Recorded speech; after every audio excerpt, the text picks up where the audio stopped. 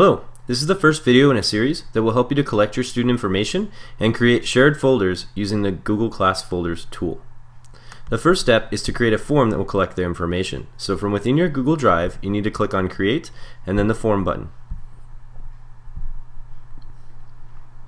From there, it's going to ask you to select a theme. I try to select something that's very simple, but you can see that there's a range of things we can select, themes.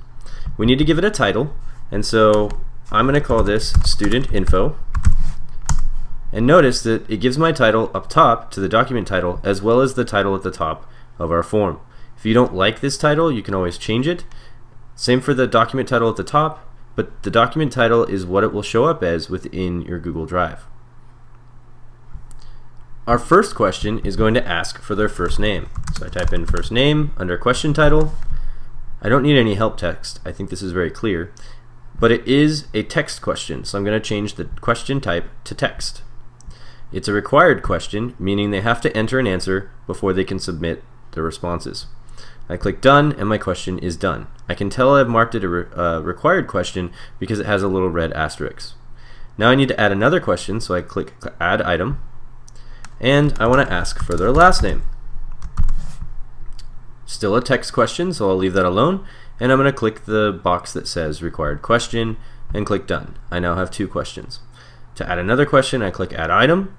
If for some reason I add the questions out of order and I want to change the order, I can click on the question and I can drag it around to change the order. Now I've already created this form, so we're going to switch over to the fully created form.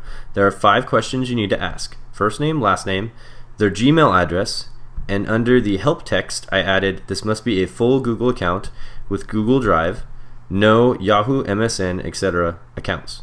It must be a full Google account, otherwise they can't log into their Chromebook.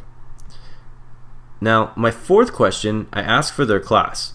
This may not be necessary if you're not teaching multiple subjects. In my case, I teach biology and conceptual chemistry, so my question title was class. My question type, instead of being text, is choose from a list. And then I type in my list of classes that I teach, so biology and conceptual chemistry. If I taught a third class like physics, I would click on this box and type in physics. It is still a required question, so I still click that. My fifth question, again, is only necessary if you teach more than one period. So my fifth question is period. Again, it's a choose from list question, and I type in the periods that I teach. It's a required question, so I click the box, and then I click Done. Here are my 5 questions, all ready to go. The next step is to make sure that you can view responses. If I jump back to my initial form that I created earlier, notice that a new form says choose response destination. So right off the start, if students enter their information, it's not really going to go anywhere. It'll still be collected, but it's not going to show up in a spreadsheet. So we need to click this button that says choose response destination, and we're going to ask it to create a new spreadsheet. Notice the new spreadsheet has the same name as our form. So our form was named Student Info. This will also be called Student Info, but in parentheses following the title it will say Responses. So if I click Create, it will create a spreadsheet so that when students enter their information using this form, all that information will get filled into that spreadsheet. I can show you that here. So I have my form here, and if I say I want to view responses, I can see my spreadsheet, and every time a student enters the information, it will add a timestamp and all the information that they typed in. These don't have timestamps because I added these later on my own without entering them directly through the form. Okay, now you know how to see your responses. Our form is ready to go. So the last step that we need to do is we need to share this form with our students so that they can see it and they can enter the information. Okay, if you ever want to know what your form looks like, you can click this button here. It says View Live Form. This is the form that students will see. Notice they have boxes to fill in all the information. If they click on this, it's a drop down. The asterisk tells them it's a required question. The only thing I want to point out here is that in the top right hand corner it says Edit this form. The only reason why I see this box is because I'm logged into my Google account and this is my form. A student coming to this address would see the form, but they would not have the option to edit. Okay, so as I said, we need to be able to share this with students. To do that, we're going to click on the blue Send Form button in the top right hand corner. This link here that says link to share is the link that we can give to students that will take them directly to the form.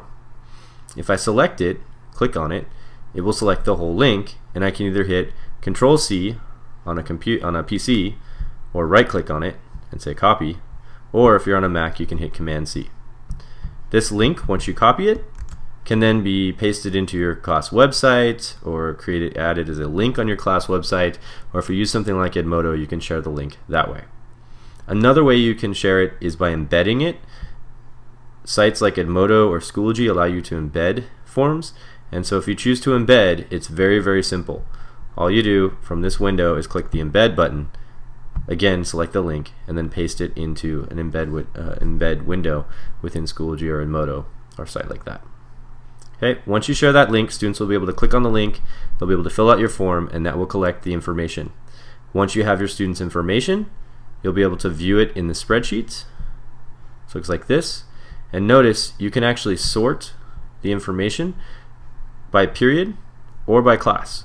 So in this case it's already sorted, but if this was out of order, I could click this little arrow up here, click sort from A to Z, and it would arrange it period 1, period 2, period 3, period 4.